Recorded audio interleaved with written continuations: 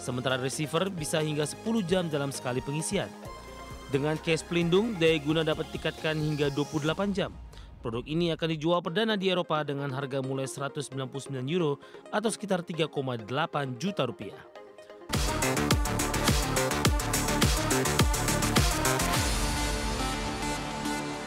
Pemirsa, DJI resmi meluncurkan DJI Mic 3 sebagai generasi terbaru mikrofon nikrabel dengan desain ringkas dan fitur canggih. Produk ini hadir dengan beragam teknologi baru seperti jangkauan hingga 400 meter, fitur preset voice tone, dan baterai tahan lama hingga 28 jam.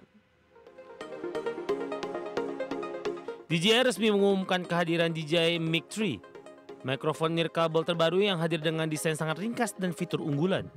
Dua modul transmitter yang hanya berbobot 16 gram dilengkapi dengan sistem magnetik, memudahkan pengguna untuk memasangnya di berbagai media. Dalam kondisi ideal, DJI Mic 3 mampu terhubung hingga jarak 400 meter, lebih jauh dari generasi sebelumnya yang hanya 250 meter. Kemampuan ini memberikan fleksibilitas lebih besar bagi pengguna dalam merekam audio di berbagai situasi. Untuk kualitas audio, DJI Mic 3 menjadi mikrofon nirkabel pertama dengan fitur preset voice tone. Tersedia 3 pilihan yaitu regular, rich, dan bright, yang dirancang untuk mengoptimalkan suara rendah dan tinggi dalam berbagai skenario. Mic 3 juga hadir dengan fitur kendali gain adaptif dengan 2 opsi, automatic dan dynamic. Fitur ini memastikan suara tetap konsisten sekaligus menghindari distorsi akibat perubahan volume yang tiba-tiba. Untuk daya tahan, transmitter DJI Mic 3 mampu bertahan hingga 8 jam. Sementara receiver bisa hingga 10 jam dalam sekali pengisian. Dengan case pelindung, daya guna dapat ditingkatkan hingga 28 jam. Produk ini akan dijual perdana di Eropa dengan harga mulai €199 atau sekitar 3,8 juta rupiah. Sebagai sumber ada Channel. Property Games siap merilis Dead Zone Roach di PlayStation 5 dan Xbox Series pada 3 September 2025 mendatang. Game tembak-tembakan Roach Light ini menawarkan mode kooperatif hingga 3 pemain dan fitur crossplay lintas platform. Property Games resmi mengumumkan peluncuran Dead Zone Rogue pada 3 September 2025 di PlayStation 5 dan Xbox Series. Game ini akan hadir dengan berbagai edisi termasuk Operative Pack dan Deluxe Edition yang langsung tersedia saat perilisan. Sebelumnya, Dead Zone Rogue sudah dirilis dalam akses awal untuk PC melalui Steam pada 29 April lalu. Peluncuran penuhnya juga telah terjadi pada 11 Agustus 2025 sebelum akhirnya melebar ke konsol generasi terbaru. Game ini mengisahkan pemain yang terbangun di kapal luar angkasa ISS-X tanpa ingatan. Untuk bertahan hidup, pemain harus melawan musuh, mengumpulkan perlengkapan langka, dan memperkuat diri dengan augment yang unik. Dead Zone Rogue bisa dimainkan secara solo maupun kooperatif hingga 3 orang. Strategi tim meliputi menandai musuh, menyingkronkan serangan hingga menyerbu dengan kekuatan penuh untuk melawan bos biomekanik dan berbagai musuh robotik. Tersedia lebih dari 30 senjata yang dapat dimodifikasi dengan elemen api, es listrik, hingga void. Versi konsol juga akan mendukung fitur crossplay di semua platform sejak hari peluncuran. Berbagai sumber ada di Channel. Pemirsa, Qualcomm menggemparkan industri teknologi dengan chip flagship terbarunya yang mencetak skor Antutu lebih dari 4 juta. Meski namanya masih simpan misteri, chip super cepat ini siap diperkenalkan pada Snapdragon Summit pada 23 September mendatang. Qualcomm kembali memecahkan rekor dunia lewat chip flagship terbarunya. Chip ini mencapai skor Antutu lebih dari 4 juta. Jauh melampaui rata-rata chip flagship saat ini yang hanya berada di angka 2,5 hingga 3 juta. Meski performa sudah diungkap, nama resmi dari chip ini masih membingungkan. Beberapa sumber menyebutkan Snapdragon 8 Elite Gen 2. Namun ada pula laporan yang meyakini akan dinamakan Snapdragon 8 Gen 5. Kekeliruan penamaan ini bukan hal baru bagi Qualcomm, namun kini terjadi pada seri flagship. Kepastian soal identitas chip diharapkan terungkap dalam acara Snapdragon Summit pada tanggal 23 September mendatang.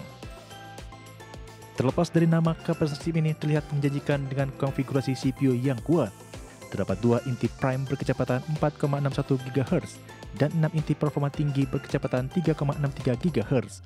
Didukung GPU Adreno 840 untuk grafis dan AI tingkat lanjut.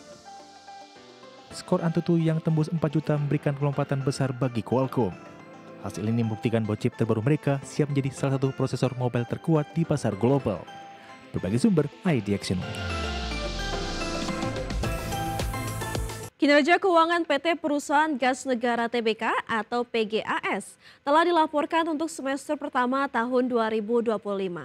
Meski pendapatan naik, laba perusahaan justru tertekan. PT Perusahaan Gas Negara Tbk melaporkan pendapatan sebesar 1,94 miliar dolar Amerika Serikat pada semester pertama 2025. Angka ini tumbuh 5,43% dibandingkan periode yang sama tahun 2024 yang mencapai 1,84 miliar dolar Amerika Serikat. Sebagian besar pendapatan berasal dari penjualan gas kepada pelanggan industri dan komersial yang mencapai 1,32 miliar dolar Amerika Serikat. Pendapatan juga datang dari pelanggan rumah tangga sebesar 24,74 juta dolar Amerika dan dari SPBG sebesar 2 juta dolar Amerika Serikat. Meski pendapatan naik, beban pokok pendapatan juga melonjak 13,29% menjadi 1,62 miliar dolar Amerika Serikat. Kondisi ini membuat laba bruto PGAS turun 21,52% menjadi 319,62 juta dolar Amerika dibandingkan 407 juta dolar pada semester pertama 2024. Tekanan kinerja keuangan berlanjut pada laba bersih perusahaan. Laba bersih PGAS turun 22,60% menjadi 144,42 juta dolar Amerika Serikat dari sebelumnya 186,60 juta dolar Amerika pada semester pertama 2024. Penurunan laba ini salah satunya dipengaruhi oleh rugi selisih kurs sebesar 15,96 juta dolar Amerika Serikat. Pada akhir semester pertama 2025, PGAS memiliki total aset 6,42 miliar dolar Amerika, terdiri atas liabilitas 2,95 miliar dan ekuitas 3,47 miliar dolar Amerika Serikat.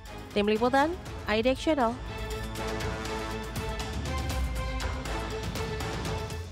Pemirsa, kita beralih ke update penutupan IHSG sesi pertama hari ini, di mana IHSG pada sesi pertama hari ini ditutup melemah 0,76% ke level 7.770,98. Adapun IHSG tadi pagi dibuka di level 7.620 dan sempat menyentuh titik tertinggi di level 7.779. 158 saham mengalami kenaikan, 549 saham mengalami penurunan, dan 99 saham stagnan atau tidak berubah. Adapun top gainers atau saham-saham mengalami penguatan tertinggi antara lain ada Antam yang mengalami penguatan 6,91%, BRMS mengalami penguatan 4,68%, Humi mengalami penguatan 4,57% dan AADI mengalami penguatan 3,26%.